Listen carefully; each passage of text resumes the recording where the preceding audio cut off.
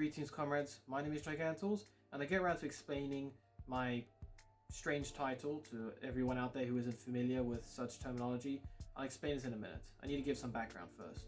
So as I've mentioned from my recent videos on my channel, I'm currently working a lot on my dissertation for this year. And my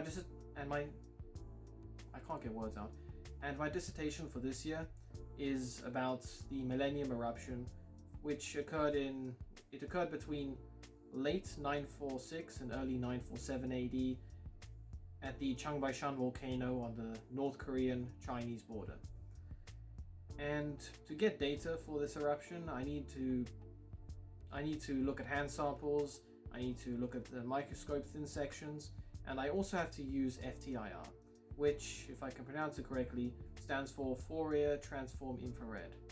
And it's a form of spectroscopy where you take a sample of something and you fire infrared wavelengths at it.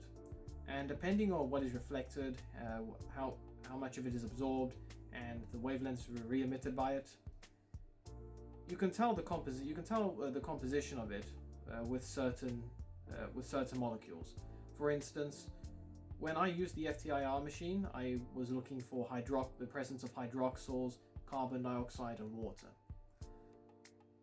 It was quite an impressive machine when the supervisor for my dissertation took me and a couple of other students.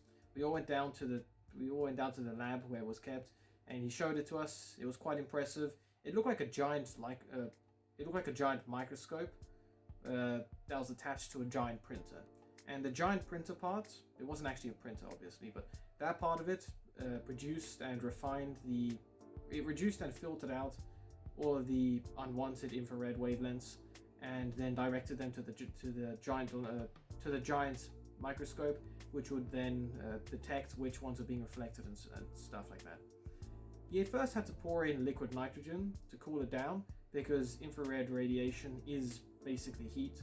So having something that's exposed to a lot of heat for a long period of time is not very good for it. Unfortunately, the problem with my sample to be analyzed was that it was too thick. And FTIR typically requires samples that are maybe between 100 to 150 microns thick. And that is very, very thin. And so it meant that I had to basically take my sample and file it down to an even thinner thickness. Unfortunately, the process of producing geological samples for FTIR analysis, it's a bit more difficult than using it in other sciences, because rocks are naturally brittle, and so you can't cut them down to the required thickness with something like a rock saw. That would simply fragment the rock into dust. So the way you do it is you cut it as thin as you can with a rock saw, and that can be, I think, maybe anywhere between half a centimeter to a couple of millimeters. You stick that sample, or the sample you want measured, onto a bigger object, which serves nothing more than to basically be able to hold it better. And then you get a stack of sandpaper with varying levels of coarseness, and you just start filing away at it until you meet the required thickness. There was a girl I was working with in the lab at the time. She was looking at basalt rhyolites, she was looking at rocks with both basalt and rhyolite on either side of it, from an eruption, I think in the mid-800s AD, from Iceland. And she had to file her sample down from 150 microns to, I think, just under 100. The problem was I was using my samples from Changbaishan are pumice, and pumice has a different refractive index to that of something like basalt, which means I needed to file them down even further. And I think I had to file mine down to about 40 microns, and that is very, very thin. It's less than paper. I think it's even less than paper thin. And this was a bit of a problem, because the way you remove the glue from the way you remove these very, very thin samples from the thing you stuck them to get a better grip is you have to reheat them to basically remelt the glue. The problem is that when you have something as thin as my samples, they're prone to breaking. And that's exactly what happened. I ended up breaking my tiny, less than paper thin sample into multiple pieces. And then to remove the glue from that, I had to leave it in acetone, which was meant to dissolve it. The problem was my supervisor told me that I should leave it overnight because of how thin my sample was, and he didn't want the acetone part going through various holes in the sample, because it's not like a thin piece of, it's not a homogeneous thin piece of rock. It's pumice, which means there are bubbles, and so he was worried that maybe some some glue had maybe passed through it in multiple places, and so by leaving it in an overnight bath, he would remove it completely. I went to the beaker the following morning where I had put the sample in the acetone, and it had all evaporated, which left my pumice sample at the very bottom of the beaker stuck. So I had to get more acetone to basically dissolve what was ever left at the bottom, so that it could finally loosen my pumice sample from the bottom of the beaker. And then I had to get a very small pair of tweezers and just start scraping away at the bottom of the beaker to try and unstick my pumice.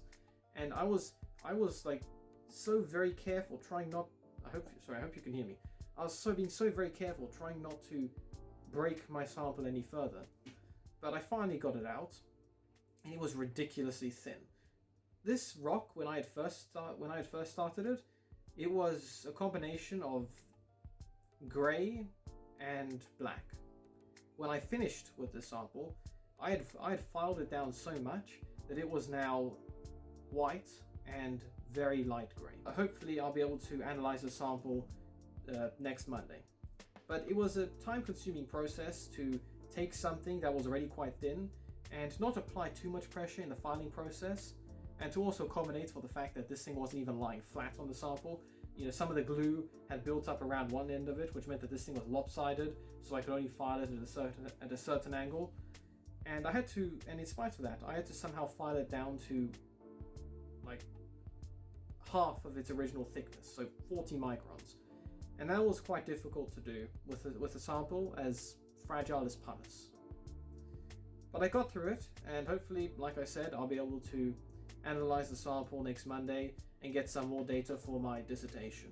At this moment in time, I'm looking at a lot of hand sample pictures and a lot, and I mean like maybe 200, 300 microscope slide pictures I took. Not that I had 300 microscope slides. I mean that I took 300 pictures whilst looking over around 8 slides. But there's some interesting features and crystals and various structures that I can write about in my dissertation, and I'll be trying to do that over the weekend. And I look forward to finally using the FTIR machine accurately and adding more data to my dissertation. So that was quite a technical geology laden video right there. I apologize if some of you guys who are here for a religious video are absolutely stumped by some of the terminology I used. But just know that this is relevant to my course and what I'm doing. Hopefully I can produce a good quality dissertation about the relative timing of magma mixing at Changbaishan prior to the Millennium eruption. Otherwise, that's it for this video, so have a good weekend. God bless you all. See you in the next video, comrades. Until then.